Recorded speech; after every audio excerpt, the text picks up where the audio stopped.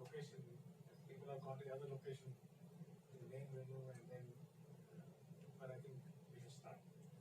So, yeah.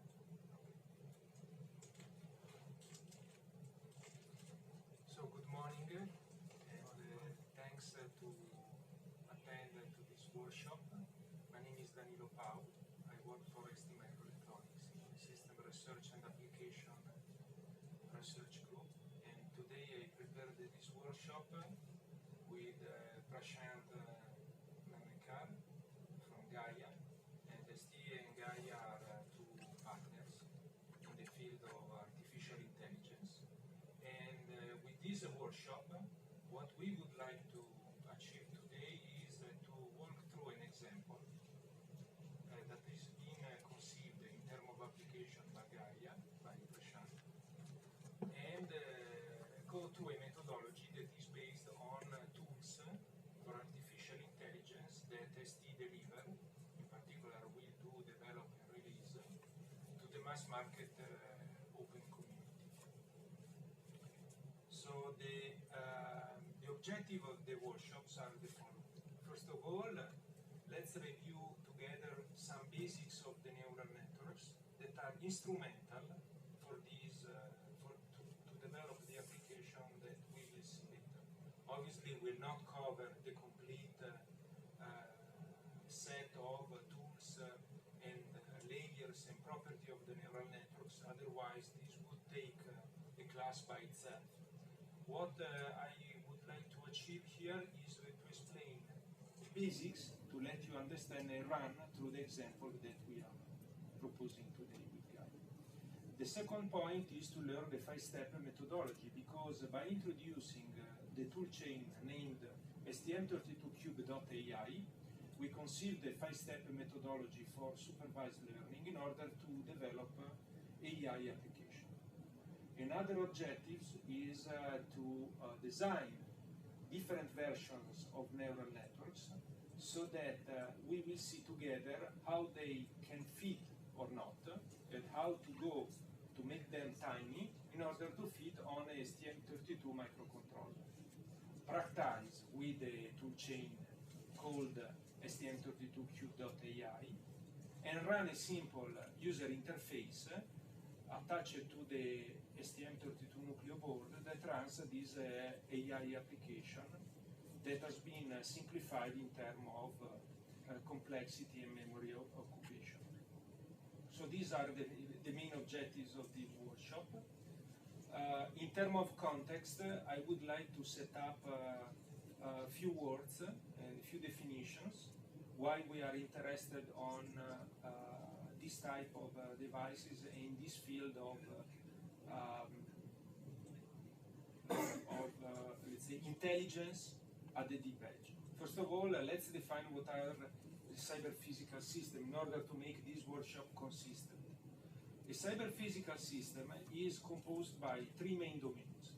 The first one is the physical domain. For example, the room in which we are in at this point in time.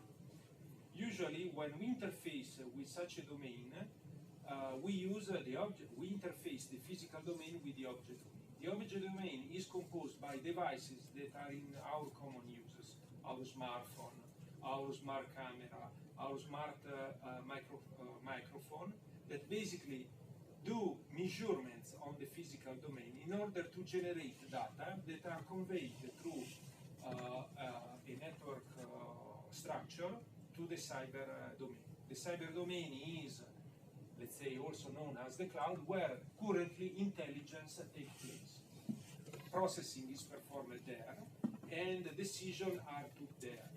Then the results of the decisions are sent back to the object domain in order to actuate and control the physical domain.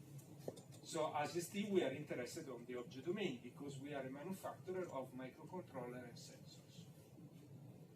In our opinion, in our view, intelligence must be distributed, because as said previously, intelligence currently is confined in the cloud. Why? Because in the cloud there are virtually unlimited resources: memory, computing capabilities, servers. We don't see limits in these assets. However, we don't think that such a centralization is adequate, because by distributing in all the layers of the system architecture intelligence, scalability can be improved, responses can be faster because the units are not more dumb but are intelligent, energy consumption will be decreased because these servers are becoming too much energy hungry. Intrusions will be less likely to happen because dumb units are very easy to intrude. And also bandwidth will be mitigated because sensors, through the sensor unit and the gateway, will not stream raw data, since the intelligence can be mapped there. So our challenge here is to demonstrate that intelligence can be mapped as close as possible to the sensing device. Since the first computational unit close to the sensor device are microcontroller, our challenge is to demonstrate that artificial intelligence can be implemented into microcontroller. And you know, microcontrollers are not processors such the ones that we find in smartphones, are very less power in terms of computational capability, also has a very tight memory constraints, because usually memory is deeply integrated in the device. There is no usually external memory in terms of ROM, in terms of RAM. So you see the challenge, how to map intelligence that usually is confined in the cloud down to this resource-constrained device. And it cannot be just a simple mapping, a simple copy, because obviously it will not fit. So we need to rethink the intelligence in order to make it happen. So let me introduce some concepts about the neural networks that are instrumental to the workshop. I thought to skip them. However, practice without a bit of theory is dangerous, because maybe we lack the opportunity to understand what we are doing. But the theory itself is unuseful without the practice. So let's do a bit of theory, very focused, and then go in practice. So typical neural networks are made by layers. A very simple topology is shown at the right. We see three main categories. The input layers, so usually the sensors are streaming raw data through the input layer. Preprocessing may happen depending on the type of sensor. For example, if you are using an image camera, these data are pixels. Pixels by themselves has to be processed by the image sensor. Noise reduction, color correction, a other type of preprocessing algorithm. The same for inertial sensors. There are filters that try to remove for example, the gravity vector. Try also to remove, to emphasize high frequencies. So typically, the input layer is the results of preprocessing of sensor data. Then there are between one and many hidden layers. In that case, a simple perceptron architecture is shown, but is where the power of the neural network really lies. Then there is an output layer that is usually useful to generate some results. For example, what type of images are we processing? What type of classes are referred by the objects inside the images? Probability of certain events, object distance class, and many more. A bit of mathematics for a single layer perceptron, so that you start to perceive how complex it is to modelize mathematically a neural network. In that case, we have x1, x2, x3 that are the inputs. These inputs are weighted by an array of weights, W41, 42, 43, and these are added all together in the hidden neuron H4, go through a nonlinearity which is G, further weighted by a W4 weights, and go through the output network, to the output neuron. This this is a very simple network, and that's the mathematical formulation. W, this W, is a vector in the H dimension of real numbers. G is the nonlinearity. W is a matrix of dimension H by D. X is the input vector, and C is the vector of biases. So this is a H by D matrix multiplied by a vector. So it's a vector of H dimension added by a bias, go through a nonlinearity, multiplied by an H-dimensional vector, become a scalar, added by another scalar, which is another bias for the output network, and give the output. And this is just for one layer perceptrons. You could stack these formulas one after the other in order to achieve the aggregated model of a multi-layer perceptron. And obviously, the mathematics also complicates itself if we are missing different type of layers. At the basic of the neurons of an artificial neural networks, there is still the old perceptron by Rosenblatt type of neurons. It can be simplified as such: is a weighted, is a sum of weighted inputs added to a bias, passed through a nonlinearity in order to generate an output results. A network, the knowledge of the network lies inside these weights. And these weights are usually the results of a learning process. In this workshop, we are dealing with supervised learning, which means that the weights are learned offline. Now, in terms of convolution, we can define some properties. One is the kernel size, which is the field of view of the convolution. In this example, the field of view is 3 by 3, but can be also 5 by 5, or any dimension that you like. That's the kernel size. The stride, in this example, in this animation, the stride is equal to 1, but it can be also equal to 2, and so on. Is the steps, is the step size applied in order to walk through to the input tensor. In that case, is 1, which means every features is passed through the convolutional filter. Then the padding is the extension of the feature map in order to let the filter kernel to properly have enough data to work with. In that case, it's just one single row and column extension. And the value can be, for example, 0 or any other values. The input and output channels are the feature map that are passed through the convolutional layer, processed, and generated at the output. A very simple example in terms of 2D square convolution. I have a 2D kernel. For example, one element is 2, the input is 1, multiplication equal to 2, added by bias 2 equal to 4. If I add another input, still stay the 4 because one of the inputs is the input is 0 while the kernel is 1. Adding another input, now the output is 10. Adding another input, now the output is 14. So it's very simple. This simple example suggests that the neural network are ably dominated by two types of basic operations: multiplications and additions. All the complexity of the neural networks, mostly, not all, but mainly, is dominated by the so-called multiplication and addition basic operation. Now let's go to a 3D type of convolution.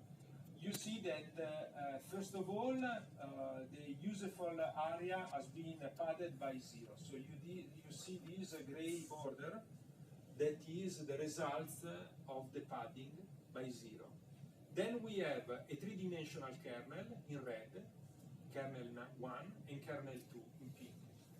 One by one, these are applied for each dimension of the input vector of the input tensors and generate one data at the output at the time. So obviously we have two filters, each one is a 3D filter, so we have two outputs, which suggests that the number of channels of the output equal the number of filters that are applied. Don't be confused, this is a unique filter because it's a 3D shaped kernel, sized 3 by 3 by 3. Mathematically, this is can be modeled as a matrix multiplication of WE weighted matrix by the input tensor X, and this is the so-called feature map. So once again, matrix multiplication, and at the core of matrix multiplication, multiplication and additions are heavily dominating the convolutions by themselves. However, it's not mandatory to apply to all the inputs the convolutions. In this case, the stride is 1, which means that every input within the field of view of the kernel contributes to generate an output. But in some cases, I may decide, depending on the topology of my architecture, to avoid to apply the filter kernels to every input. And you see the number of connections will be heavily reduced. What does it mean? Every connection has a weight attached to it. So the immediate effect is the reduced number of weights to be learned. So the stride is the stride different than one is a useful method to reduce the number of parallelometers to be learned. And we will see in the code this happening. And what is the complexity of such a layer? Well, if the input feature map has a size W1, H1, D1, the feature map at the output has a size that is linearly depending by the size of the input minus the kernel of the filter plus 2 times the padding. Interestingly, the stride is at the denominator, which means that if you want to reduce the size of the output feature map, play with the stride. So the stride has also the benefit to reduce the output, the dimension of the output tensor that usually is stored in memory. Therefore, reduces also the RAM memory, which is, as I said, a precious resource in the microcontroller. Complexity in terms of multiplication, in terms of additions, this formula depicts that the multiplication are depending on the size of the output tensors by the filter kernel size, and the additions depend also on that factor, which means that by playing carefully on the filter size, by reducing the filter size, we can save a lot of multiplication that usually are the most costly operations in the embedded space. I'm sorry.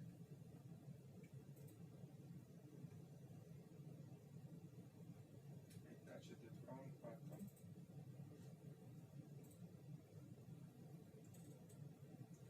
So let's move forward. Pooling features. Usually, a bunch of feature map or portion of a feature map can be processed through a projection function in order to reduce dimensionality. So this is very useful because, for example, we can have max pooling or average poolings, and you see that the immediate effect is the reduction of the output feature map. For example, I could take the maximum of the 3 inputs or the average of the 3 inputs.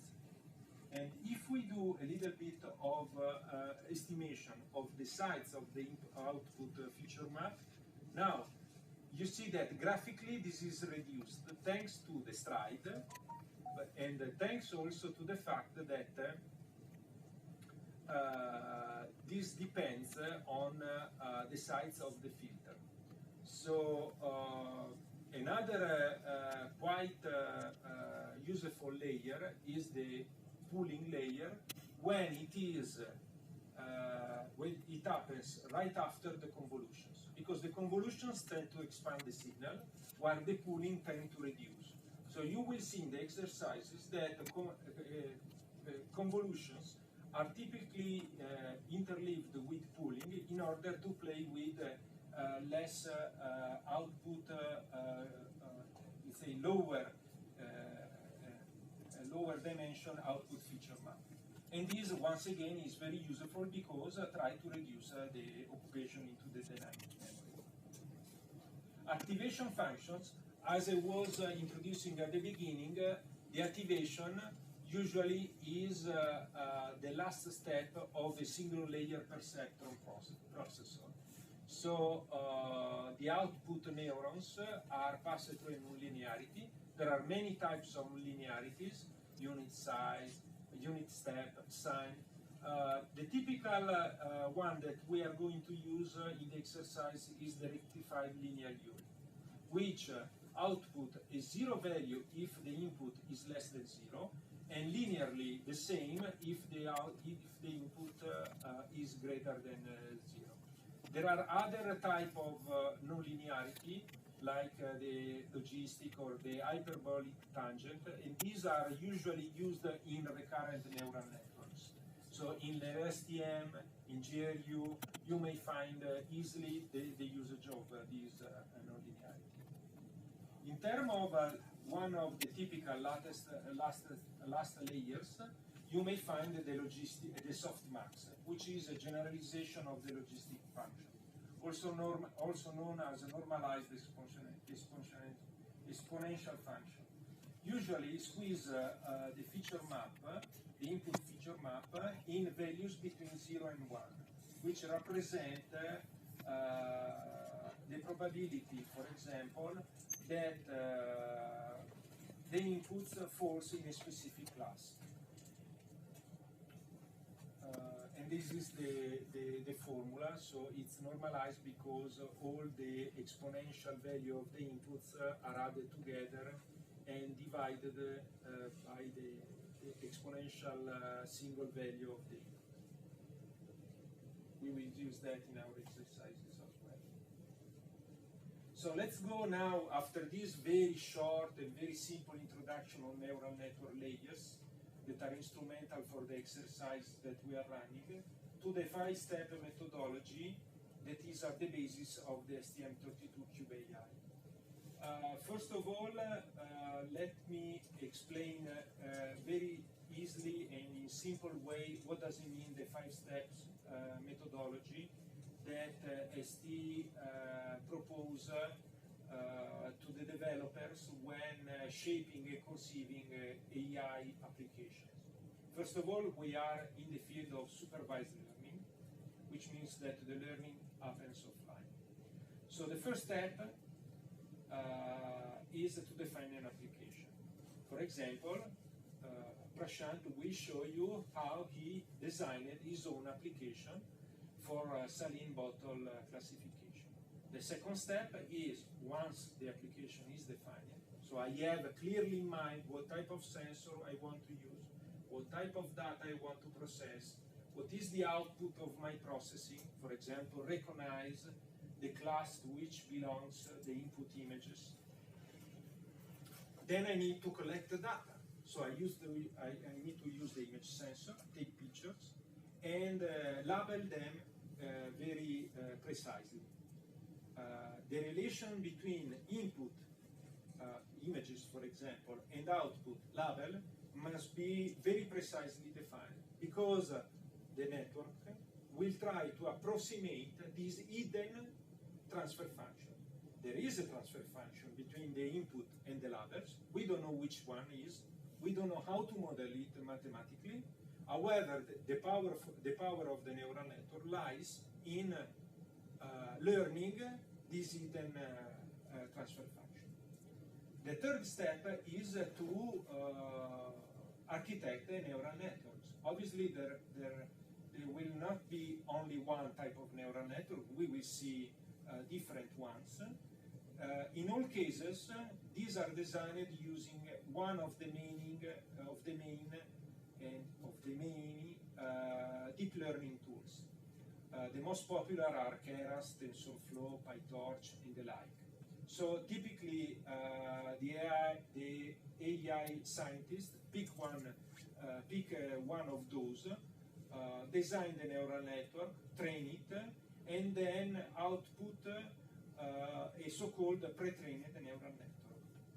At this point in time, a pre-trained neural network has to be mapped into a microcontroller. How?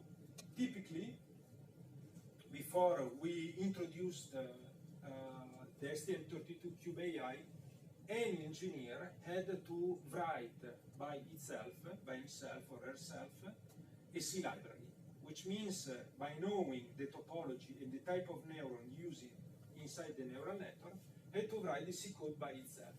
This process is a long process, take a week, if not months, and more than that requires quite annoying and long validation process, because it's not only to write the C code, but make sure that it works adequately versus the neural network, which is in a completely different format, and has to work in an optimized version on the target.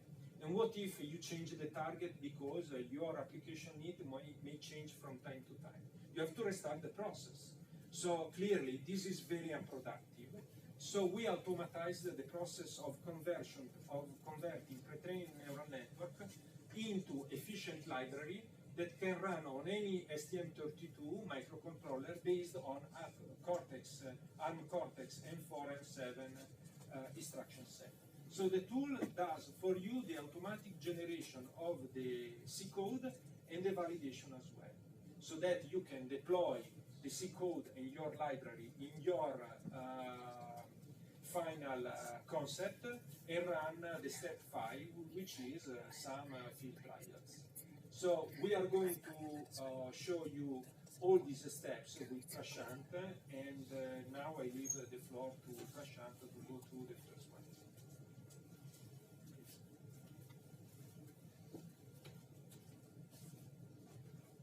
Hello everyone, I am Prashant Namekar. I work for Gaia.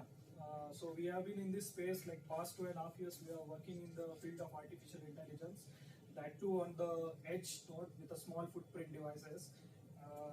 So I'll be, as Danilo explained you, like using 5 steps how you can easily deploy your solution and how you can develop your solutions. So I'll walk you through like how easily it is. So the first step is like defining the AI problem, what problem you have. You can just look at around and you can just choose any problem. So what we thought of like choosing a saline bottle application. So now we have defined our application. The next step is like collecting the data, cleaning everything we have to do for the data, and then we have to labelize the data. So here is our problem statement. So suppose if you visit some hospital and if you see there are like 100 patients are there, and if only one nurse is there, if that nurse has to manage that 100 patients, how she will do that? Each patient assume is connected with the saline bottle. So if it gets drained out, the blood may go up. So in order to that, we thought of like putting a STM32 microcontroller with a camera in front of that small bottle, running an AI on that, which can predict the percentage of the bottle on the edge itself. And using some communication protocol, it can synchronize the data. So yeah, this is the application we had. So just to do a POC, what we did, we have collected samples different, like you can see here we have collected the empty bottles like 50%, 80%, 100%. So for this application, for POC, we have considered 4 different classes. And the data set, you don't need necessary to have like a data set in thousands. So like 50,000 or something. Just for POC, we have collected like, for each class we have collected close to 400 samples. And we have divided, as you divide the data set into 2, like training set and testing set. So 67% we have considered for training and 33% for testing purpose. And the total, so each image, initially we click the image with a size of 1200 cross 1200. That is a RGB image. So you can imagine it as a 3D matrix of 1200 cross 3. So a 3 is nothing but the RGB, 3 channels. So, but to train this much big networks for the workshop, it will take little time. So we have converted this 1200 cross 1200 image into 32 cross 32. So it will train faster. So next is like choosing the framework. So there are CubeMX supports multiple frameworks, but if you Google, you can find that Keras is the most widely used, and easily you can develop your solutions using Keras. So we will be choosing Keras to do that. So I'll just give you a brief about what is Keras. So Keras is built on the top of the Python. It is a high-level library. So initially it was supporting only Theano. Then it started. Now currently it supports TensorFlow, Theano, and CNTK as well. You can integrate with TensorFlow 2 as well. So what are the advantages of Keras? Keras is like user friendly. It is having modularity, like you can place different models like sequential, functional. You can do the computational graph is quite bit easy to develop using Keras. It works with Python. You can write easily. And what all it supports feed-forward network, convolution network, recurrent neural networks, and reinforcement learning, linear and deep white models. So for our application, we will be considering convolution neural networks as it is dealing with the image. Yeah, this is the complete coverage of Keras, that is feed-forward neural networks, convolution neural networks, recurrent neural networks, linear model reinforcement, and deep and wide models. So these are some of the APIs which you can find in the Keras framework. The different layers like dense layers are there, convolution layers are there. Then you can see the non-linearities supported by it, like ELU, softmax, softplus, ReLU, etc. And some of the max pooling for recurrent neural networks like LSTM, GRU, etc. So these are like some of the libraries you can download. Link is provided here. Okay, so let's walk through the general design ideas, how you can develop using Keras. So as I explained, my application was like capturing the images and all. So now assume that I have 32 cross 32 RGB images. So my first step is that converting it into input. So the input to the neural network is nothing but a array, a matrix you can give.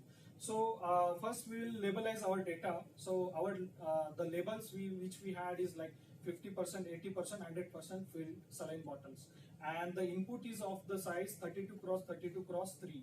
3 is for the RGB, which makes it's like 3072 a vector, 3072 size of vector. That becomes your input, and you are considering the convolution neural networks. So you can add each layer. You can add like multiple convolution layers, then max pooling to that. We will see that one by one. At last is like create your output layer. So our output will be in different classes. So you can put a softmax layer out at the output. You'll get the probabilistic value at that. So here are the step-by-step how you can develop a simple Keras, how you can develop a Keras simple model. I have declared an object like sequential. We are considering sequential, and you can see that I am adding my first layer, that is convolution layer. That is having total number of 32 filters. Each filter is of the size 5 cross 5. And I am considering the stride length, as Danilo already explained what is stride, what is kernel and all. So I won't go much deeper in that. And you have to mention the activation function for your first layer. So we are using the ReLU activation here. So why this step is important? This decides your number of parameters, a number of weights. It decides your number of weights. So let's assume here you have considered 32 filters. 32 filters, each of size 5 cross 5. So now we are assuming RGB. So my filter size becomes 5 cross 5 cross 3. So it becomes like 75. 75 multiplied by 32, you can say. So that becomes the size of your weights. You can add the bias. It becomes 32 something. So you can imagine the number of weights for first layer. Then to reduce the number of the size of the matrix, you can use the max pooling of size 2 by 2. it will reduce your size of the input matrix for the next layer. So here are some of the activation functions which we can use after the max pooling and all. So for this application we will be considering the ReLU. Okay, so now I'll jump to the second layer. Already I developed my first layer, and here I am adding another convolution layer. The number of filters I am considering here is 64, and each filter is of like 5 cross 5. The activation is ReLU. Okay, now like I have added my convolution layers like 2, 3, 4, 5, whatever you want to add. After that you need to pass it to the dense layer. Okay, to pass it to the dense layer, we need to convert it to the, you need to flatten that. As the matrix is of like 2D or 3D, you need to flatten it into a simple vector so that it becomes input to the dense layer, and you can now mention the dense layer. So I am considering the dense layer of size like 1000 and activation ReLU again, and assume this is as your last you can say layer. So you can add the last layer. The size of the last layer will be equal to the number of classes. So for our application, you can consider 3 or 4. Okay, so the big problem with the small data set is that if you consider small data set, there are chances of getting overfitting. So how to overcome the overfitting? So in overfitting, what happens? Your neural network learns the training data set as it is. So in order to overcome that, the best possible practice is like adding a dropout in that. So what dropout do is it just zeros it neglects some of the nodes. It makes the output of that nodes at 0, and because of that, the network don't consider all the nodes. Because of that, it don't learn everything. So we can overcome the problem of overfitting. So if you say like dropout of 0.3, that means that in each layer it can drop like 30% of the total nodes. Okay, now comes the point of dataset preparation. As I said, like you can divide your data into 2 sets, training and testing. There is one more section, that is validation. So usually it is recommended that you consider like 70% of training, then 15% of validation, and 15% of test. So here comes the question: what is training, validation, and testing? Okay, training is the data which you use to train your network. Okay, while your network is training, you can use the validation data to validate that whether it is overfitting or not. So runtime you can check whether it is overfitting or not. Suppose like if your training accuracy is coming like close to 90% and validation accuracy is coming to like 50 or 40%, it shows that your model is getting overfitted. Okay, so so you can stop and you can just augment your data, or you can increase your data size. After that, once your model is ready, that validation and training accuracy matches, you can test it on the testing data set. So the objective function to calculate the losses in the backpropagation, we can use the different kinds of loss function, root mean square, etc. So we'll be using cross entropy and different optimizers. So for our application, we are considering Adam optimizer. So these are the different definitions of each of the optimizers, where each has like slight changes. Some is considering the sparsity, and some is considering the magnitude, and Adam considered the average and the second moment of the gradient. So as you can see that Adam is the most preferred one based on the data set. So yeah, now you have generated, you have like different models, not models, like different modular. You have generated now convolution layer, different layers. Now it's time to prepare a computation graph. So Keras provides like model.compile. You can just form a computational graph using that. After that, to train a model, we can use model.fit. In that, you have to pass like xtrain, ytrain. Xtrain is nothing but your input, ytrain is your output classes, and you can pass the number of epochs and batch size, validation data, etc. And you can evaluate your model after it gets trained using model.evaluate. So summary gives you like the complete detail of what each of your layer, how much parameters are there in each layer. and the total parameters, number of layers, etc. You can view using model.summary. You can save your model using model.save. So these are some of the libraries you need to install before proceeding to the workshop. I'm assuming you all have installed this. So we have provided you with one folder. In that, these are the different folders which we will walk you through. Yeah. Okay. So this is a Jupyter notebook. You can open this one file, the first one, resize. So first step is like you need to clean your data, like you need to resize and all your data properly. So can you open the Jupyter? Yes. So when you open.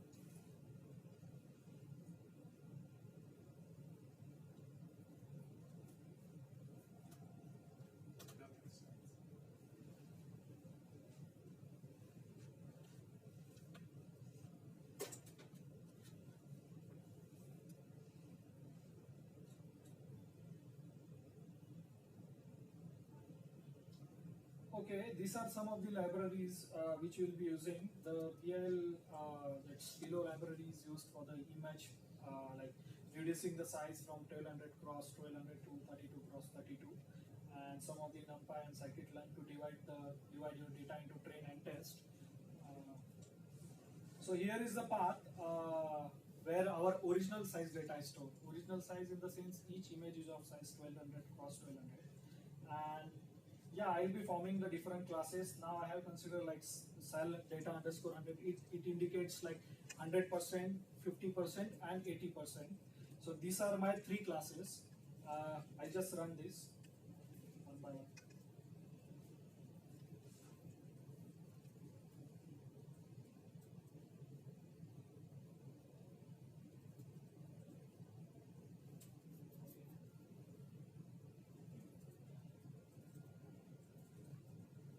So I created my number classes.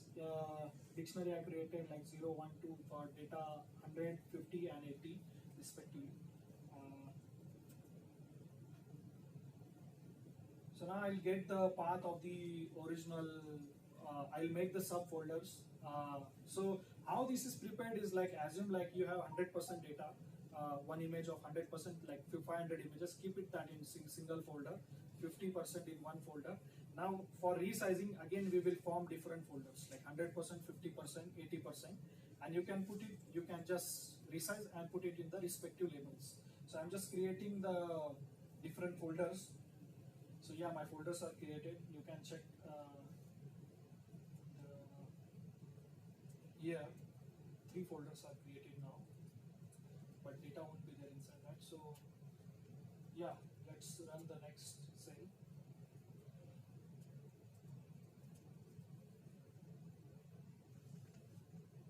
Okay, this I generated a file of the original image so that to copy or consider from each file, each label I'll consider, and I'll resize and put it in the respective folders. So I'll run this now. It will take time. So we are like 1000 images.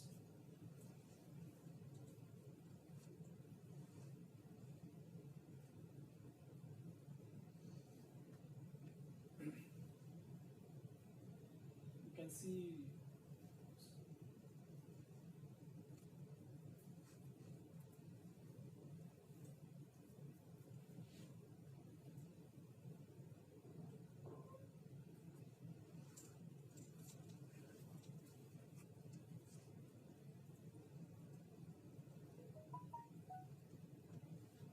Yeah, it is generated now. You can check.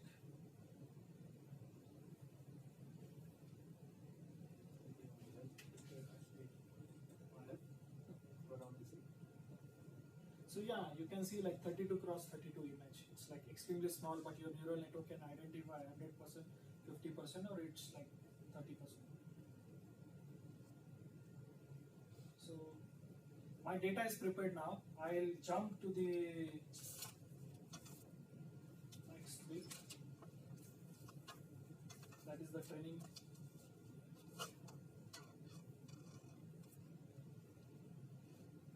This is like, you have this folder like neural networks.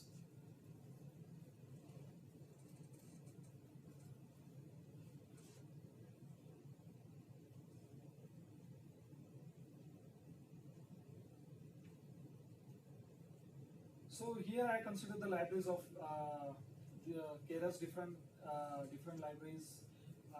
So we will be using convolution, dense, max pooling, and image data generator is used when you have less data. You can augment that data using image data generator. So let's run this. So we have our own data right now resized, but if you don't want to do that step, you can skip the previous step and directly download the resized data. So using this link, the data is there. So right now we don't need, so I will jump from that. So I have defined some of the global variables, that number of epochs, number of classes. So right now we have like 3 classes, then batch size, etc.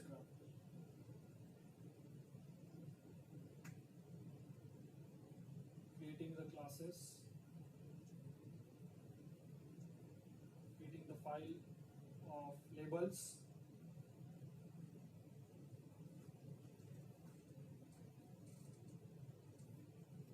So now you can see you have like X and Y. You can just take from that file randomly.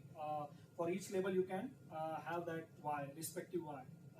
So your folder name becomes your label. So you can pass that to the dictionary and you can get the number like 0, 1, 2, whatever it is. So I'll run this.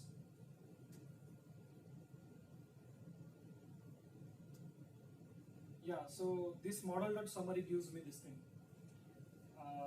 So I have used like convolution layer, which is having like 896 parameters.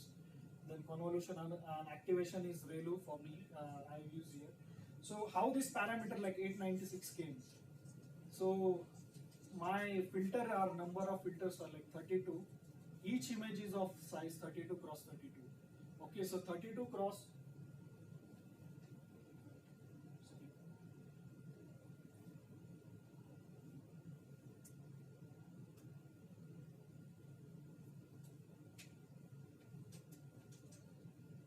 So each image is of 32 cross 32. So let's, you can calculate like 32 cross 3, and sorry, like you have to consider the filter size, and filter size is like 3 cross 3. So 3 cross 3 is 9, and like for RGB it becomes 27, and number of filters are 32. So 32 cross 27, it becomes 896. So that becomes your number of parameters for one layer. So you can assume that for each layer, you keep on adding like number of parameters. For dense layer, it becomes little higher. So here comes my total number of parameters. So I'll ask, we have generated our model. Or not on the server. So I am passing an image of 80% to it, and my model name is saline.h5. So I'll just check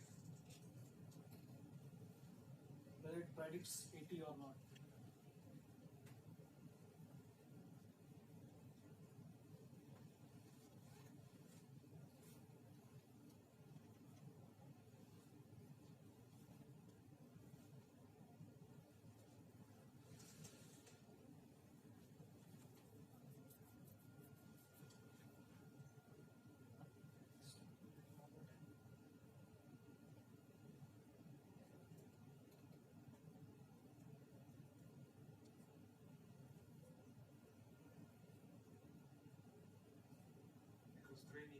Yeah, training is happening actually. Training is not over yet.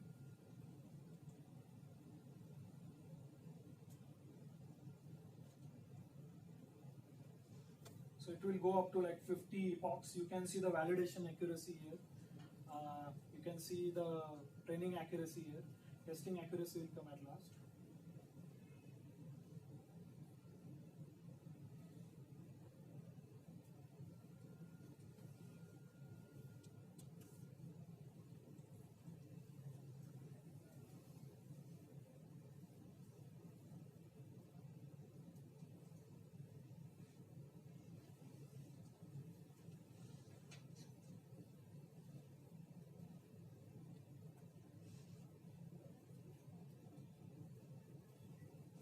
So we'll be able to do the inference on these also. Yeah, we will do inference on this one.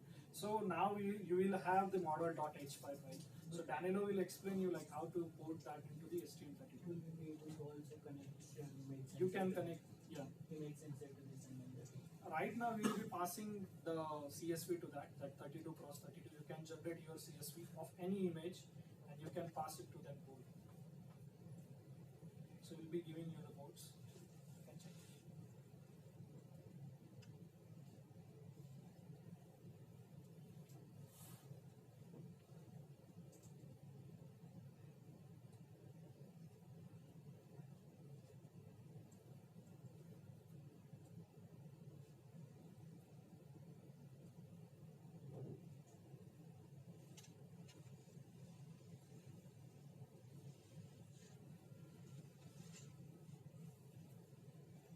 So yeah.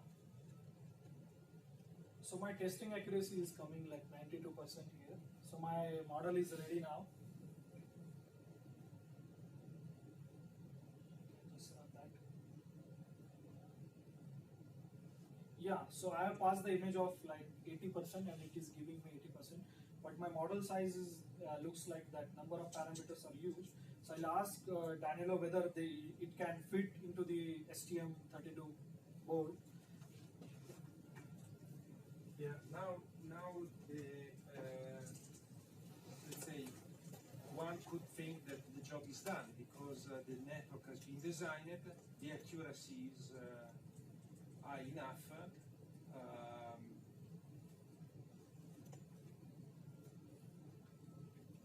There are like 1 million parameters. What's the size of each parameter? Say again? There were like 1 million parameters, right? So what's the size of each parameter? I'm going to this point. Each parameter is a floating point number, so 32 bits. So if you want to know the footprint of the weights, one, five, and but that's the point. That's exactly the point. Prashant got a 92.6% of accuracy, but if we go to the model size says 1.247 and so on. Okay, should I be happy of that or I don't know? The point is, by using a deep learning tool, I don't know the implication of such a network, which is fair enough if I'm using unlimited resources. But if I'm using this guy, it's not, how can I be sure that this can be implemented? That's why in the package that we gave you, there is this IOC file. So if you go in the CubeMX directory, there is this IOC. If you have installed CubeMX, you can open it. Just click on it, and CubeMX will be opened like that. Now, few words. CubeMX is a tool to configure the STM32 boards and to configure the pin, the clock, and so on, and to generate code for it. Xcube AI is an additional software component. These additional software components I will explain later. But at this point in time, I want to demonstrate that by importing the network that Prashant trained, you can, through the tool, immediately have read the implication of such a network. So I'm using the H7, this guy, that has 2 megabytes of flash integrated and 1 megabyte of RAM integrated. So the question is, Saline.h5, will Saline.h5 fit inside it? So I click plus in order to add my network. I call it Saline.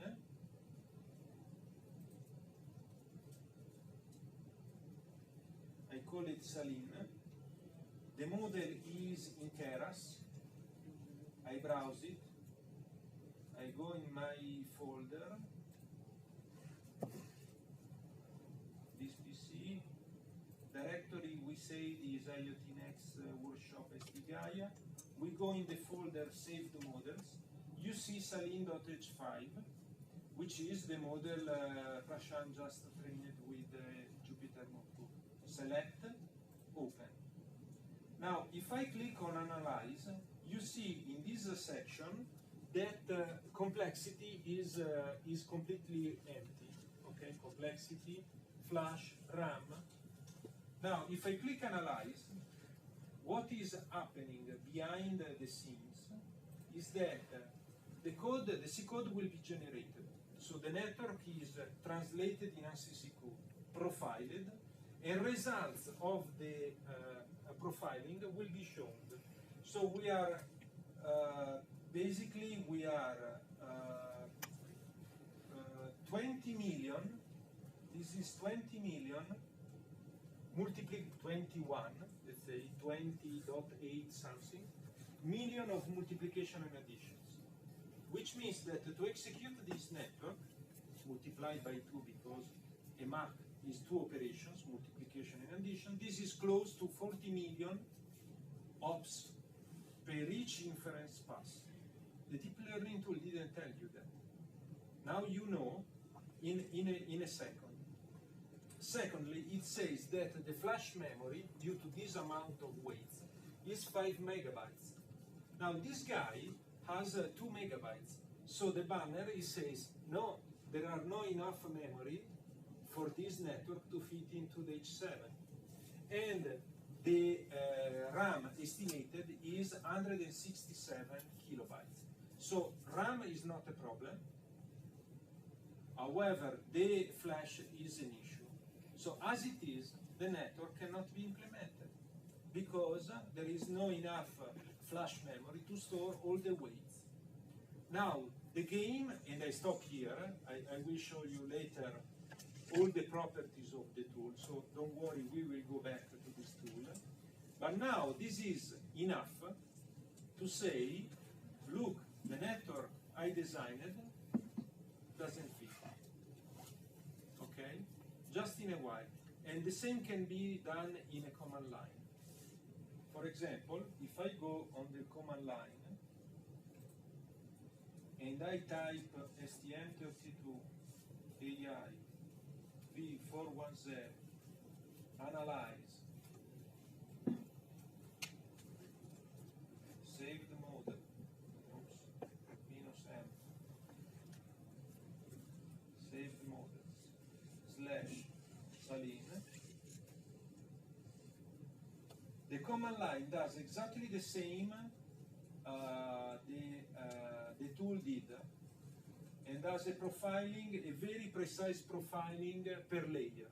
So per each layer, it will report the output shape, channel last, the number of parameters as the model size reported, and how these are connected in a graph.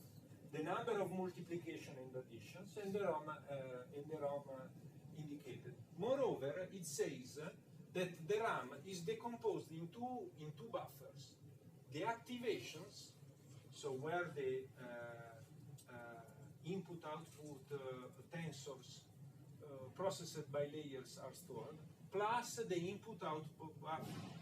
So how to store, where to store the image, and where to store the results of Saline 80%, 50%, and 100%. All together will require a certain buffer in the RAM.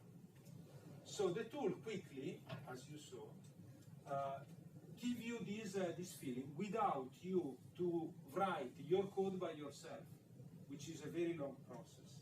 Now, with this information in mind, I give it back to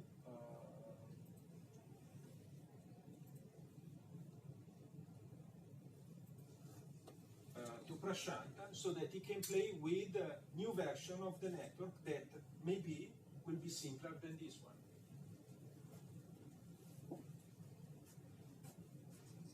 So yeah, you can see that number of parameters are this much. So it is not fitting. Here itself it is like 1.2 MB, close to, multiply by 4 bytes actually. So it's like 5 MB of model. It can't fit in the flash. So what we can do is we can change the max pooling or like convolution, filter size, etc. So let's try changing some of the convolution layers. Okay, I can show you here.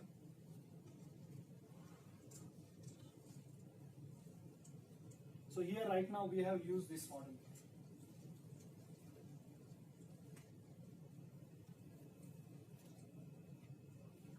This one we have used. So now what we can do is like, as I explained, my filter size was 3x3 cross like RGB 27 plus 1 the bias multiply by 64. So you can imagine the first layer, then second layer. So the parameters are too high. So what you can do is like you can change the number of filters. Like instead of 64, let's take 16, and let's take the filter like 5x5. Okay, and change the max pooling and all locations of each. And here dropout doesn't add to the parameters and all. The thing which adds to the parameters are model that adds like these things, convolution layers, then dense layers. This adds to the parameter. This increases your size.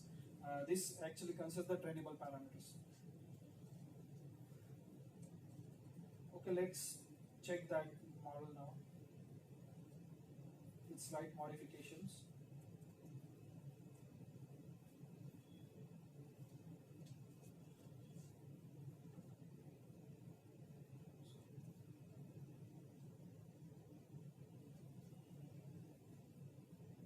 So I name it as saline underscore topology. So these are my summary, model summary. You can see that the total number of parameters are reduced to 67,000, just 67,891. Previously it was in 1.2 something million. Yeah, so we have successfully reduced the size of the parameters. So here is the cache. Like if your model is getting too big, you can just adjust the parameter at this server end. CubeMX have the facilities of like reducing the size and all on the edge. So yeah. Does the tool support custom layers? Custom layers not. I think Danilo can answer that. No, custom layers not yet. It supports custom lambda functions.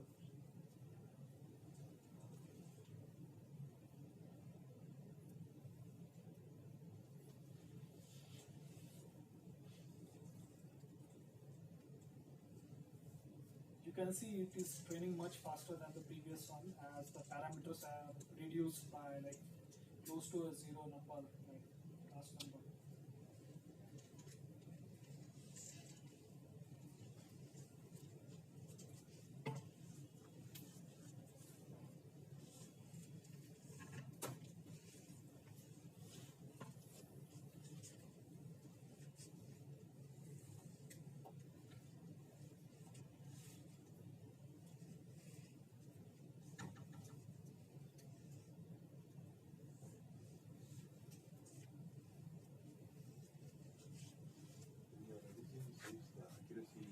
Yeah, it happens. Accuracy not that level, very slight accuracy. Yeah. So yeah, you can check like previously it was 92%, now it is 91.6. So the reduce parameters. I'll check here. Yes, Danilo, you can check on the edge whether this aligned or topology fits. Yes. So going back to the CubeMX tool, now let's add another network. Let's call it saline topology. Keras model. Once again, let's go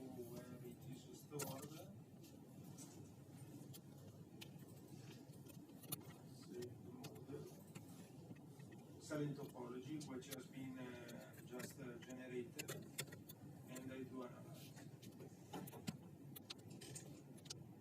Now, let's go to the main tab. You see that the RAM was reduced 4 times. It's about 41 kilobytes. And the flash went from 5 megabytes to a fourth of a megabyte. So definitely the resources of H7 are even an overkill. It's oversized, this microcontroller. You see. And which means that for a small drop in accuracy, but you can use much better the resources of the microcontroller. And as I said, we are playing with H7, but there is plenty of different type of microcontrollers. So one could use the one that fits his own needs. So with even there are cheaper microcontrollers than this one.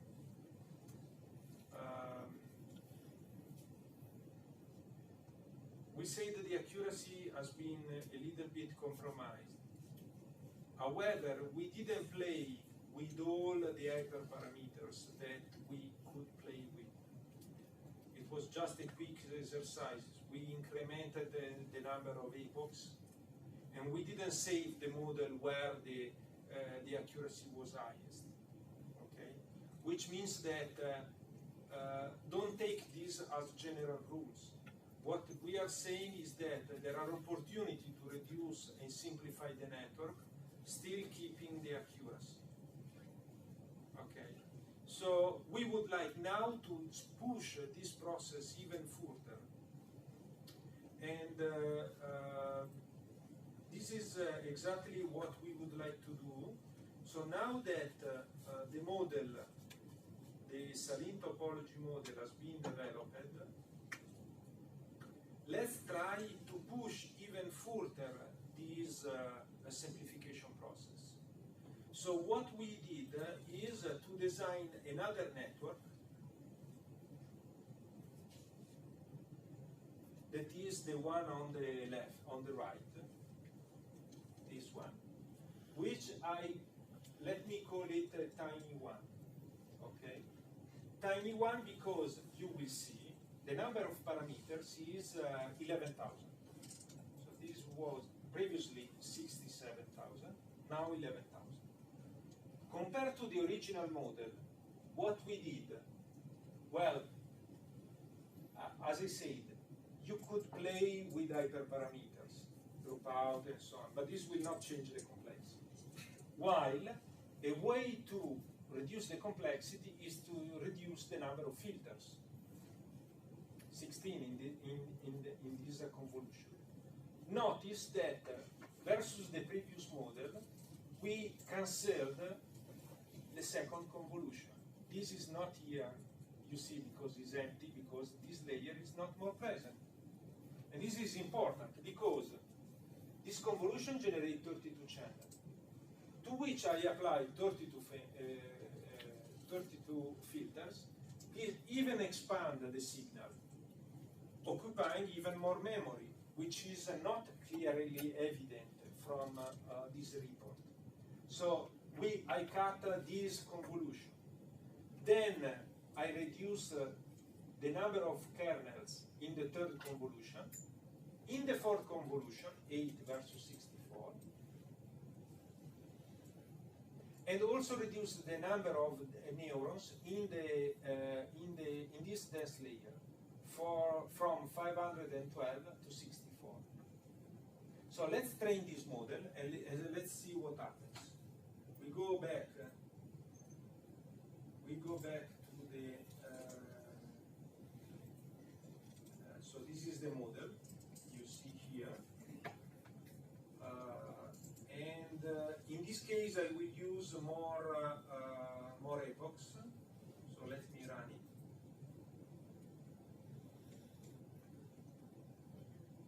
You see 11,000 parameters now, basically why? Because I have less than 1,000 parameters from the first convolution. But then, since I reduced the filters kernel in the second convolution, I have less parameters. Also, the dense layer has been compacted, and so on. Now, training. I need more epochs, so I need more run through the data set in order to compensate any loss of accuracy. And this was really a quick check.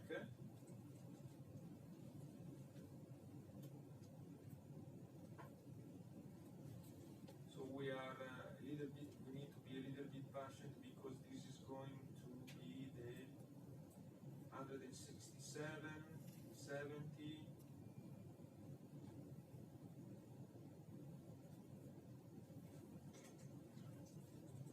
Maybe now the network starts to oscillate around 87, 89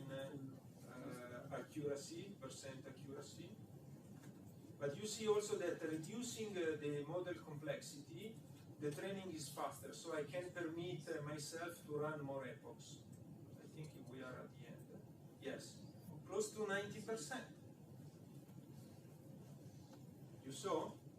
There are opportunities here. And one of the barriers I saw from people, the most important barrier was, look, I have the server, I obtain 90%, I'm happy. I don't care about squeezing the network even more. But this is, if you do, maybe you don't compromise the accuracy. Obviously depend on application by application, on dataset by dataset. But here, with just this example, in a very quick way, you can reshape your architecture and still have, playing with the hyperparameters, have the opportunity to keep the accuracy. But now we went from 1.2 million to 11,000. Okay? To order of magnitude. To order of magnitude in terms of parameters. With, let's say, a marginal loss of accuracy. In this quick example. Maybe playing with more parameters, more hyperparameters, more accuracy can, but also depend on the data set. Now, I want also to push this even further because I'm not satisfied. Now, I want to go down to 7,000 parameters. How? As I said, the second convolution will be removed. The third convolution, I go to 12 kernels. The fourth convolution, I go down to 8 kernels, and I reduce massively to 32 the dense layer. Some adjustment on the dropout. Let me rerun.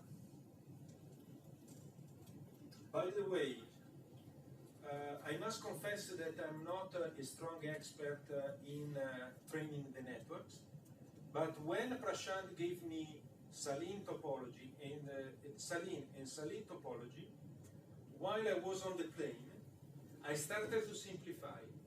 In a couple of hours, I designed these two, manually playing with parameters. So, I mean, it should be very easy to do it. And why I'm stressing this concept? Because productivity is all about this workshop. Our efforts is to make sure that AI scientists are really productive, fast, in shaping network for these guys. That's all about, okay? So now let me run the second attempt.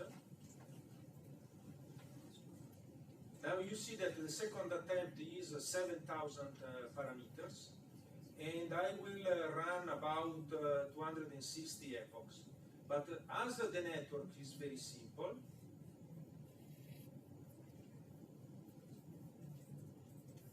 it will train quite fast. You see, this is happening.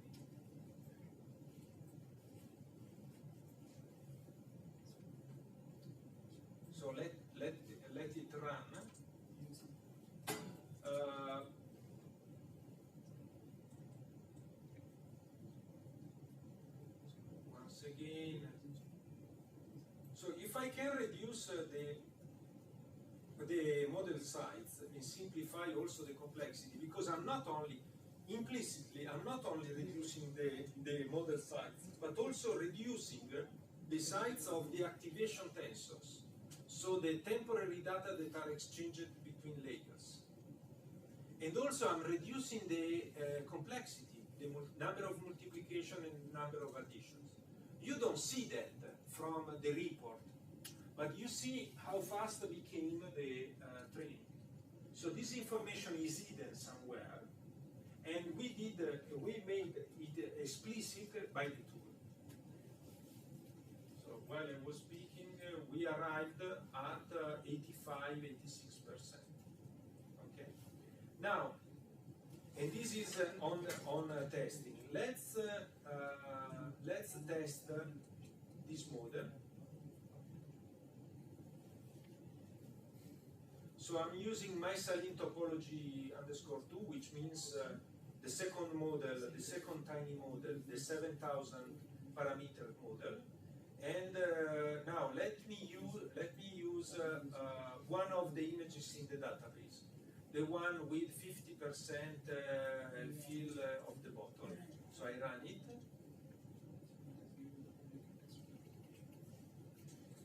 50%. The predicted class is 50%. I can do with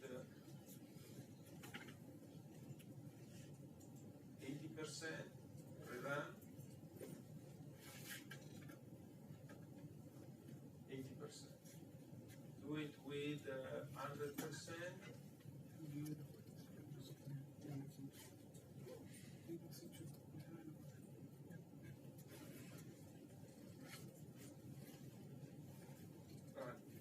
Then we put also, you see that is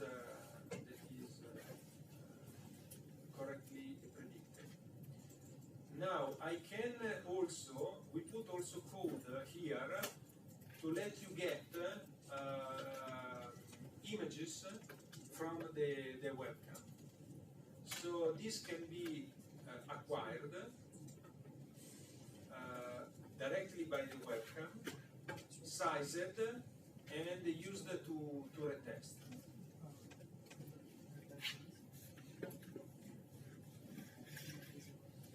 Okay. So if you run this software, acquire live image with webcam, basically you can, these are to import the libraries. This code will allows you to take an image from the webcam of the bottle, save it, and then use it to test the model that I just trained. Okay. Now, if we go back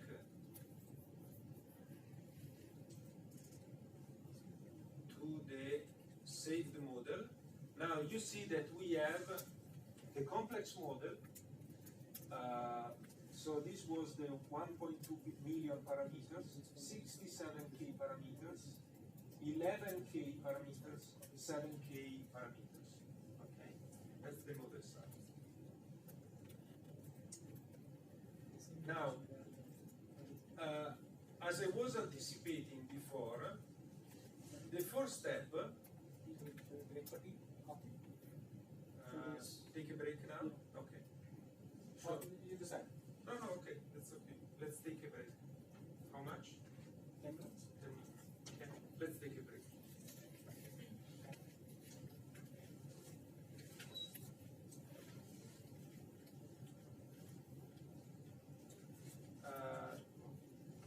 Do you need help to install anything? Do you have all the stuff installed? They are like set now. Most of them are set to run now. Okay. Were you able to run the notebook? Some of you, yes.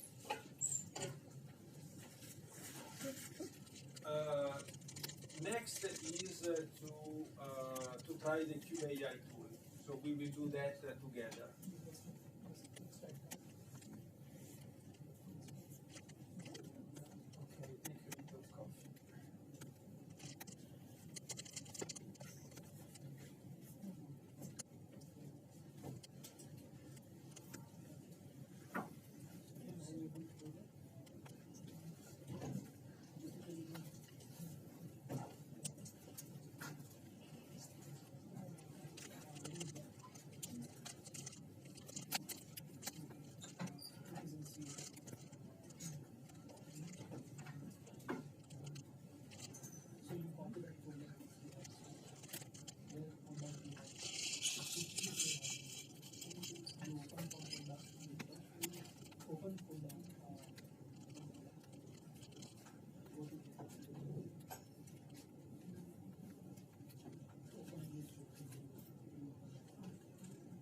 control the previous change.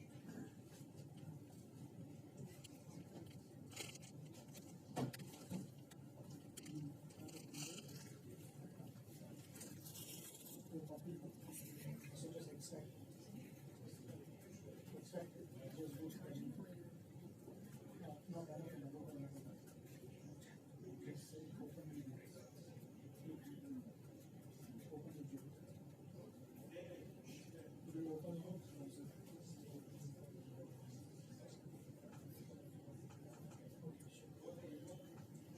Sure. See, you got it sitting there.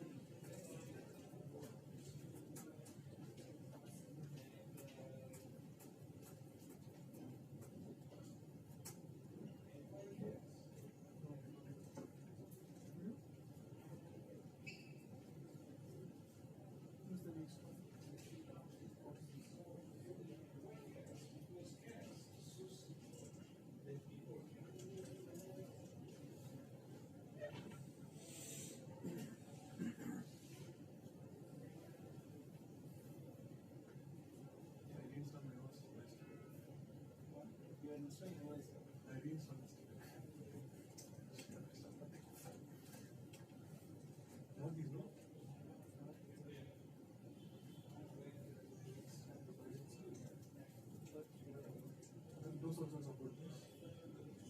Just have more memory user. Mine does that.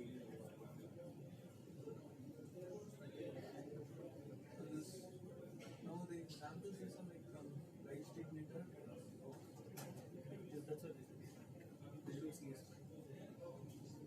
Now have CSP.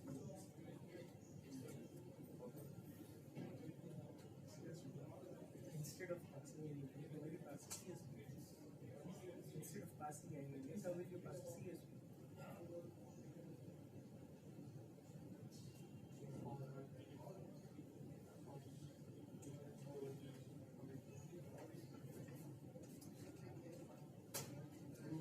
Sound is very. Everybody is looking at my laptops.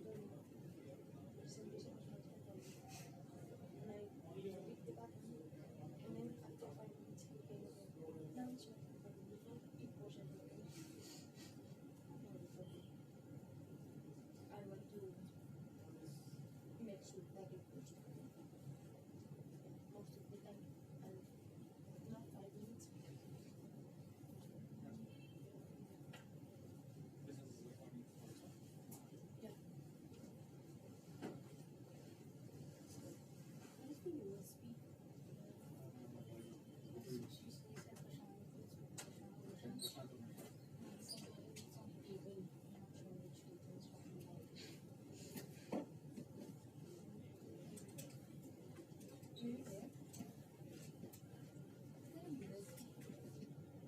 USB key, I think is Prashant. Maybe.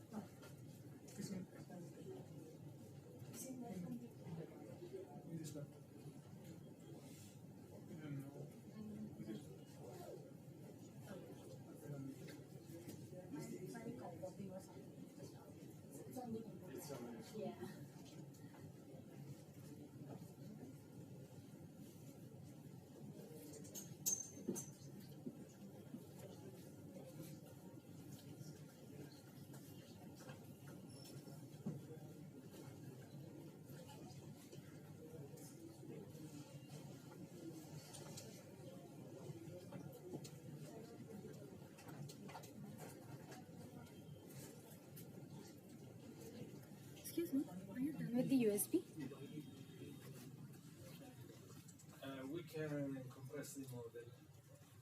We see how it is possible to compress.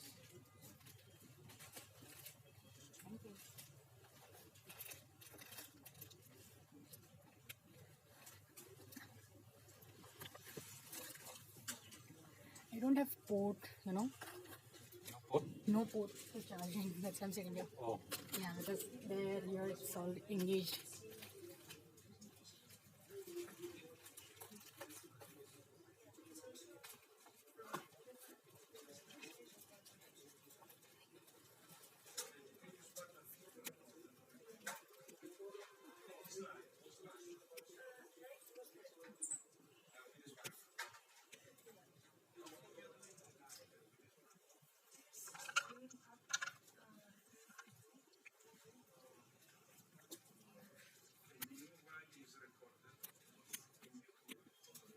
Yes.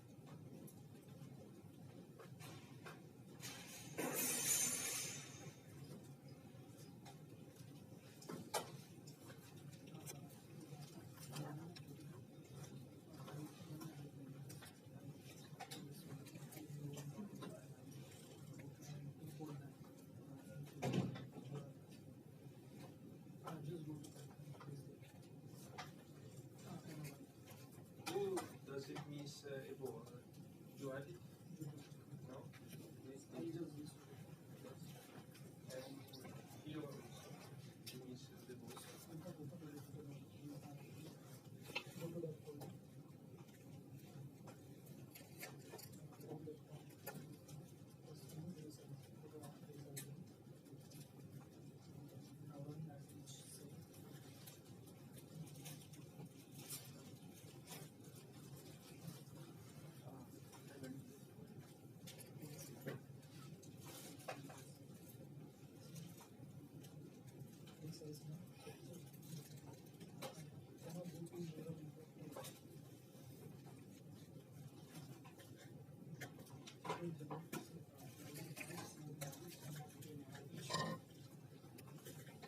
So these boards are Nucleo H7.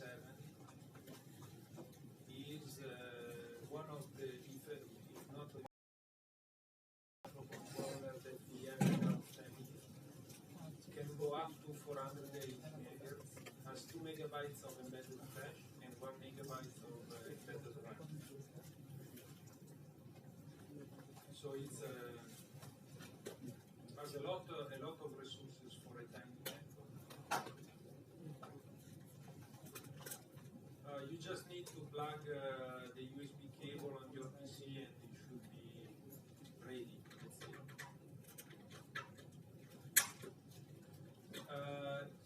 Can we restart? Yes. Okay. So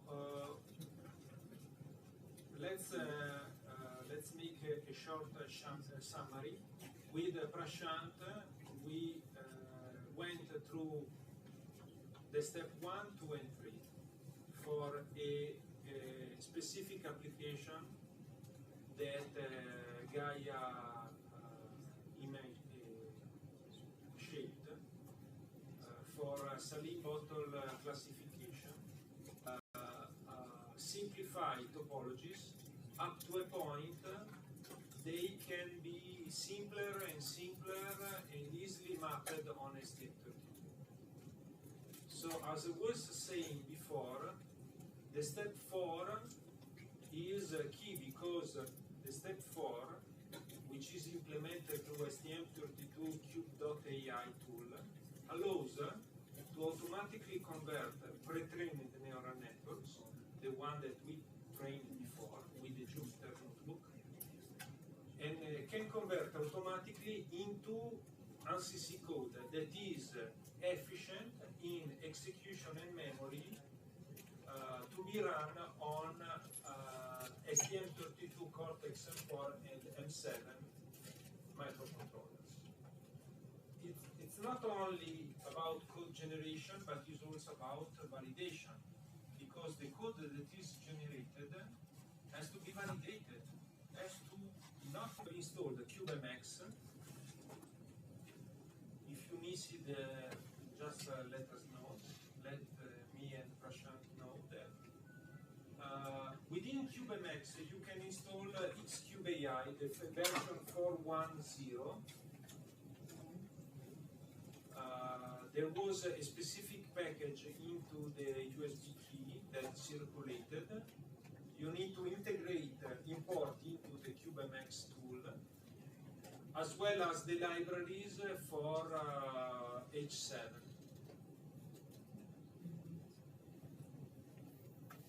There is a small error here.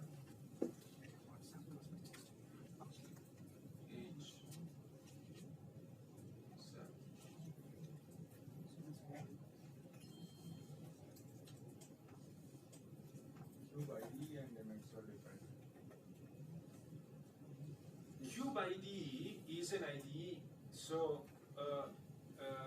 once the code has been generated by Python the target, Cube ID allows you to compile and to generate a binary, and we will go through that, and to install it on board.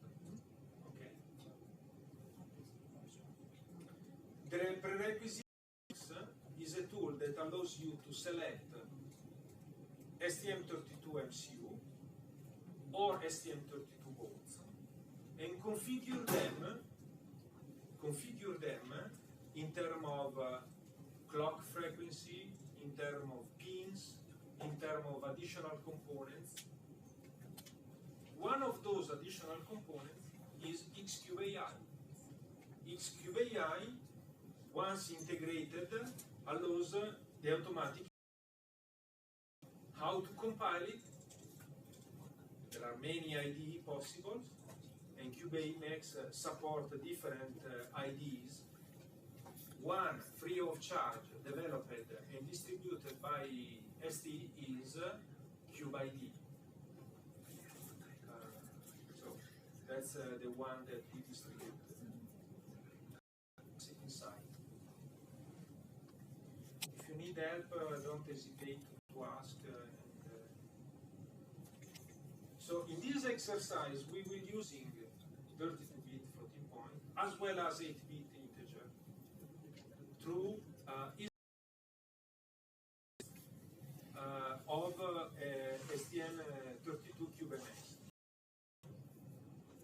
go in additional software, you should decompose it in two parts. First of all, the core. The core allows us to automatically generate, convert and generate. The application is a section, is a functionality of the additional software that has three capabilities. These three capabilities are called system performance, validation, and application template. So validation and system performance are a kind of built-in applications. You don't need to edit them. All the code that the code target. So there is a built-in application that allows you to validate is not anymore. In that case, you see I selected validation. So if we go back to the slides, by the way, I want to also underline that STM32Cube.ai is fully developed, maintained, documented, and released from time to time by us. So it's an internal development integrated successfully in CubeMX. So what I suggest is let's go through the different capability of CubeAI. First of all, there is a facility when you open CubeMX that allows you to quickly load the network, and depending on the memory and the flash, the RAM and the flash that is estimated by the tool, filter the part number in order to select the subset of MCU that are candidate to your application. You know that the list of MCU is huge. Okay, this is a kind of filters that select a subset of them that fit in this memory budget required to implement the network.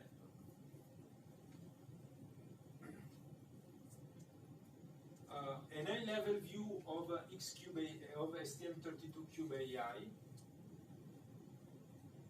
Assume that we have a pre-trained neural networks. We do import in an internal representation that is independent from the deep learning pool, and then there is a code generator.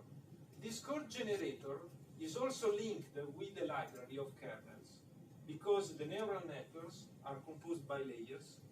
These layers embed computational kernels that we capture inside the library, and so depending on the topology, depending on the kernel used, the code generator generates C and H files, as well as a runtime library which is already compiled for the target. So the two of these bunch of files are the one enough to allows you to start developing the application. Plus there is a validation engine to make sure that this code matches the same accuracies of the original model. In term, I define the original model as the model released by the deep learning, by Keras in this case. When we say validation, we also defined matrices. So there are matrices in terms of performance. How many cycles per multiply accumulation are needed? What is the accuracy? So the number of correct predictions versus the total number of predictions. The mean absolute error, the root mean square error, and the L2 norm, which is reported here, where P are the predicted values, R are the reference values. So the mean absolute error is just the average error. The root mean square error tend to emphasize the higher errors, while the L2 errors weights the squared error versus also the squared under root of the predicted value. And we can also report the confusion matrix. So let's go through the example. Okay.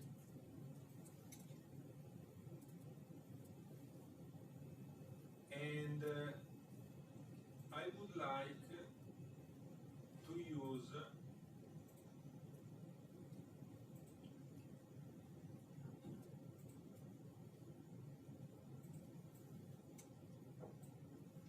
let's call it my tiny 2, which is the second model we generated with 7K parameters. Okay, so let me get it.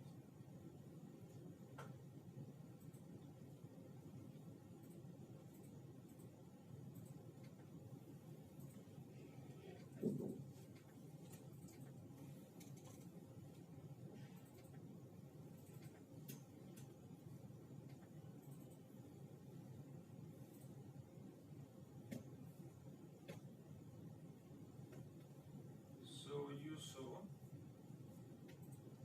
these guys now is 30 kilobytes of flash and 12 kilobytes of RAM. Now I want to demonstrate that this network can be validated. So validation process is further subdivided in 2 steps: validation on desktop and validation on target. Why? Because usually customers want to be sure that before to map the network on the target, on the PC, where the deep learning tool usually resides, like the Jupyter Notebook, has been correctly generated. So the first is to validate on desktop. What does it mean? It means that I have the original model, so there is the Keras runtime that will execute. I have the C code generated by Xcube AI. So through MinGW, this will be compiled and executed on x86. Input will be the same for both models, and the output of each layer will be compared thanks to the metrics I just introduced, layer by layer. So we want to make sure that layer by layer, the translation was accurate. By doing that, I run validation on desktop. Okay, so validation on desktop just completed. You can see here the error layer by layer. So for example, the first layer has been converted and validated with 10 minus 8 L2 error. Minus 7, the last is 0. Which means that the conversion error due to the C code generation is marginal.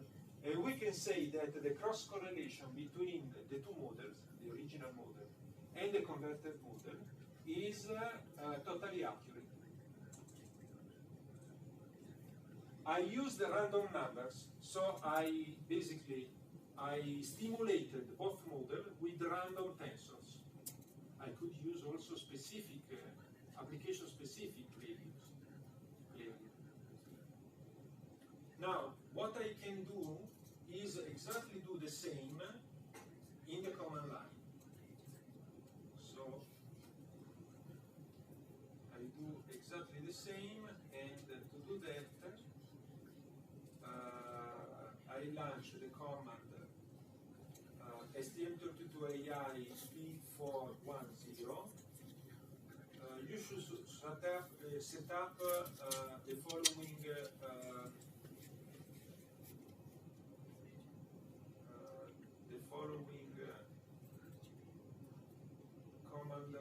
following command into the console. So those key STM32AI_speed 410 pointing to your your installation. Obviously, this is my username, Danilo Space Pau. In your case, will be your username. Then under your username, you have Cube STM32 Cube, repository pack, ST Microelectronics, is Cube AI, utilities. In my case, Windows, and then I have the executable. Then from now on, I use just this alias. Okay.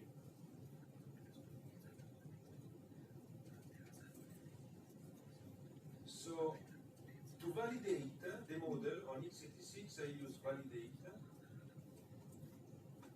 -m saved / my topology true.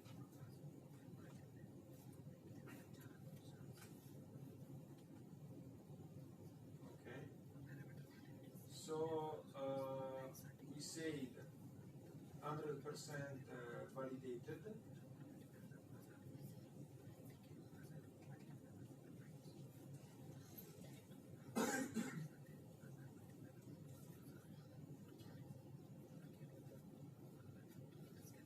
So this is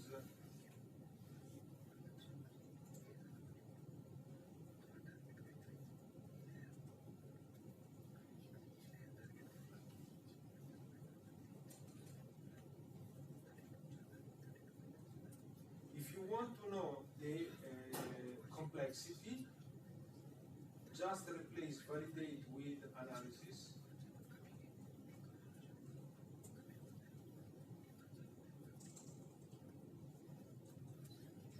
Analyze, sorry.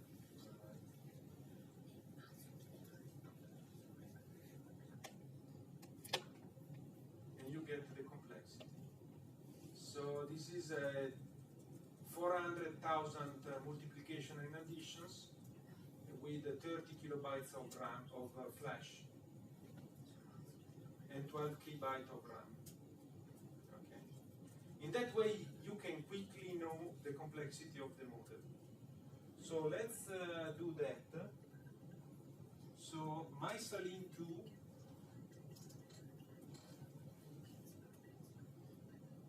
was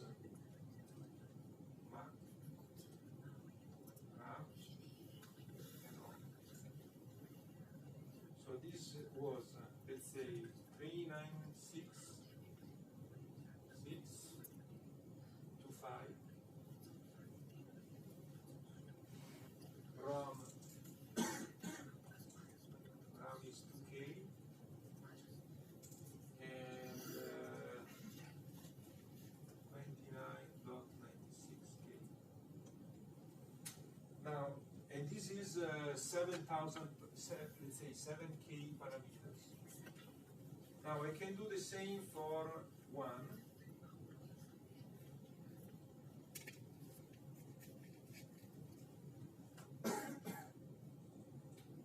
For my Saline 1 is this is 11K.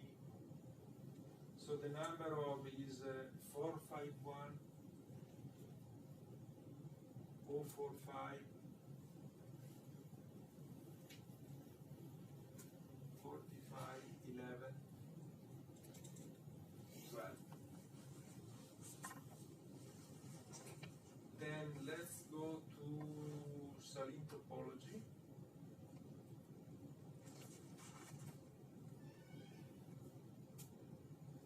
Obviously, this can be done with the graphical interface, but I wanted also to show you using the command line.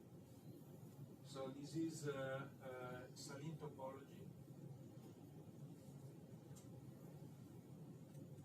and which is the 67K parameters model.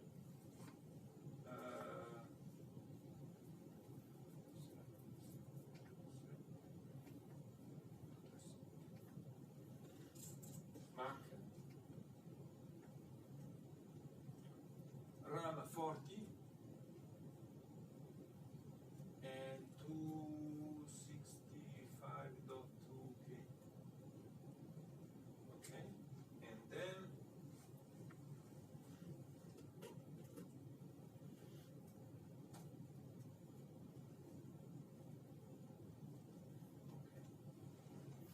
so Saline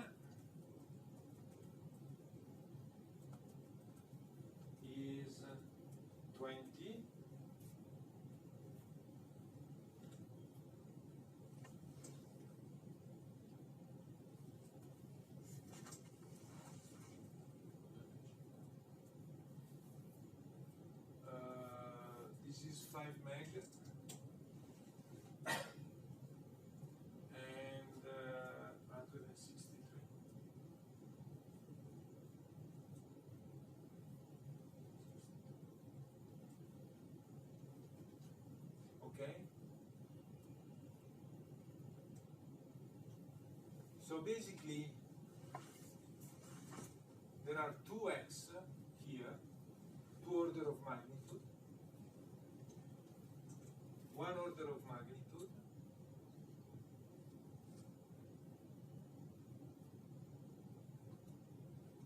and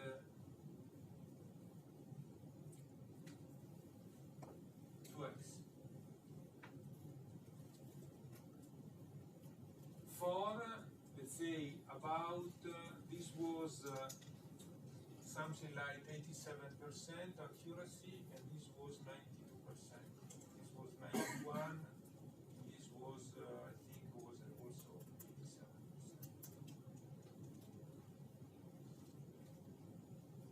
Okay, in that example. So there is also a compromise in accuracy, but this depends on the application, really. So I cannot say one is the best than the others. It depends on, let's say, when you put in real field trial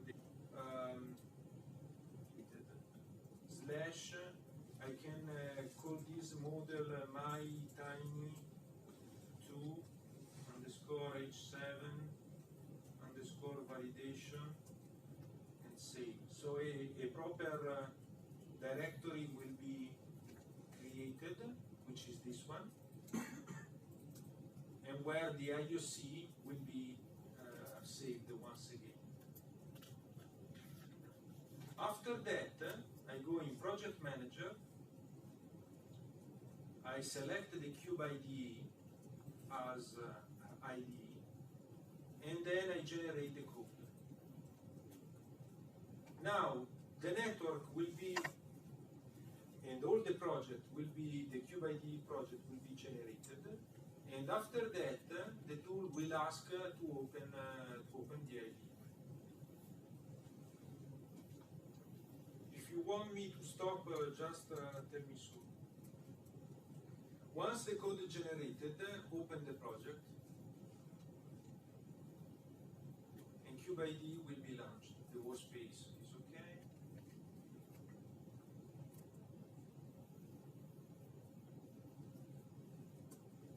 And while using STM32 cube IDE, it's fast and is free of charge.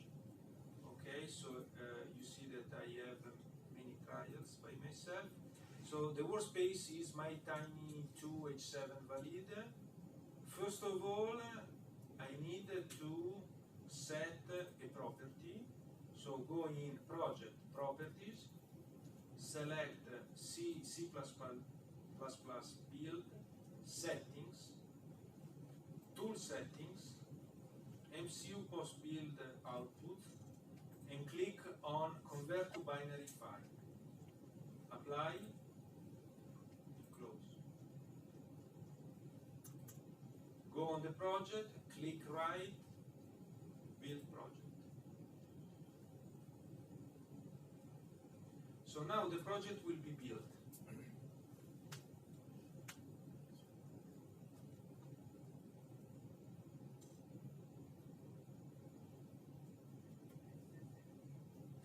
And the binary will be generated. The process has been completed. Now, if you go in my case is my tiny H7 valid, there is a directory. All this has been generated for CubeIDE. If I go in debug, you will find the binary. Now, copy paste the binary, but the network will be installed. Reset the board plus the pressing by the black button. Open the TeraTerm. File, new connection, serial, in my case is COM11, 18, associated to a ST-Link virtual COM port. Click OK, reset the board. So this text is saying that I just compiled the firmware. It's 6 a.m. because I'm still in the Italian time. 7 a.m. in Milan. And that's the tiny, because it's 396,000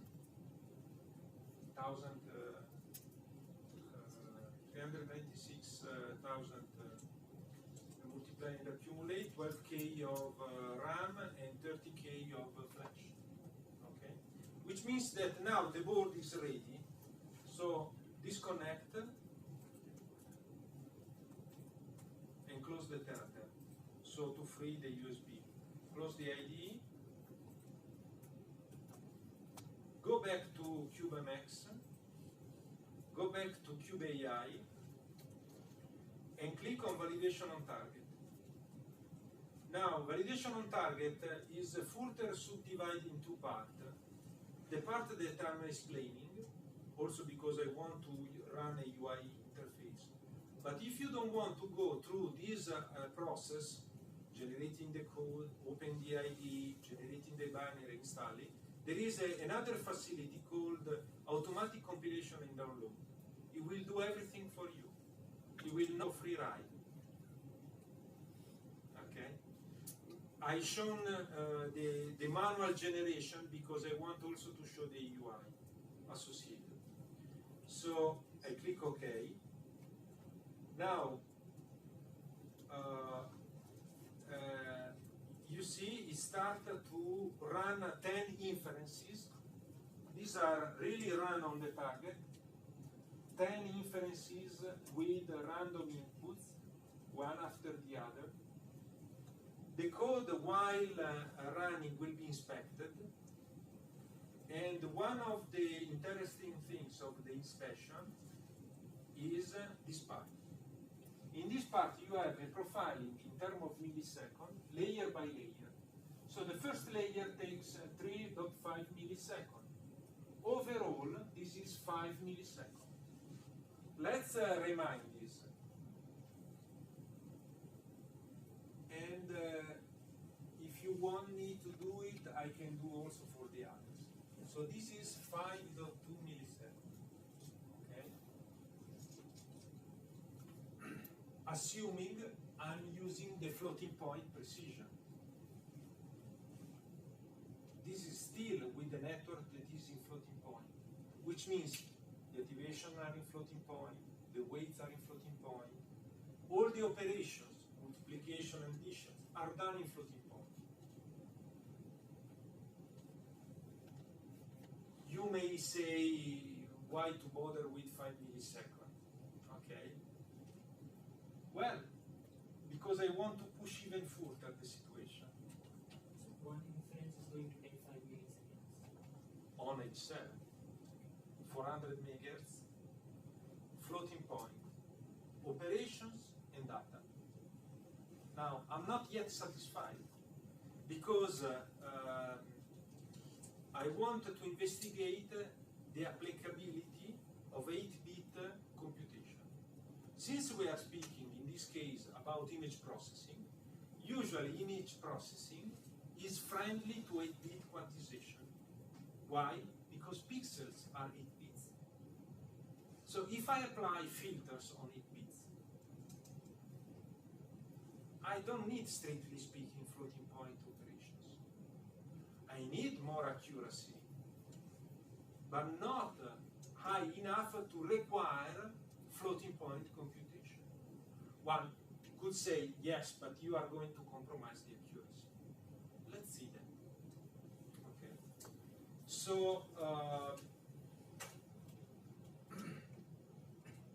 let me stop here, and I close this guy. Let me go back to the presentation and jump to the session about quantization.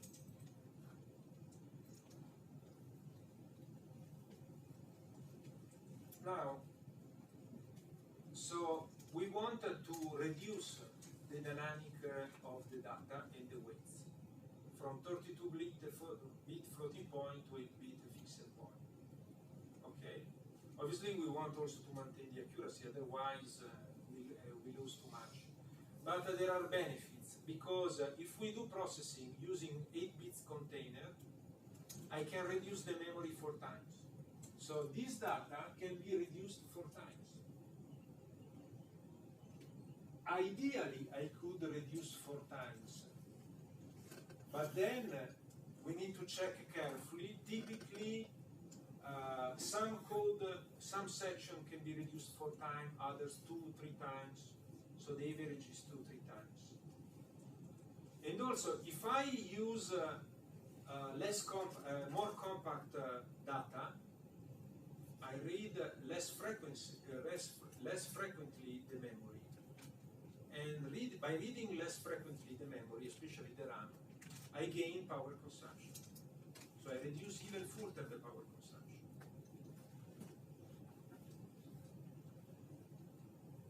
STM32AI, the version 4.10, support two main, let's say, 8-bit representation. One is called QMN, and the other is called integer. There are two methods to quantize the network. One is called min-max, and the other is called greedy. Now, there are two types of representation. So the weights can be unsigned or signed.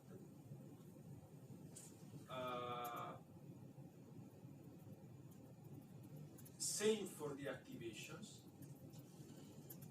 And also can be symmetrics versus asymmetric. In particular, for 4.10,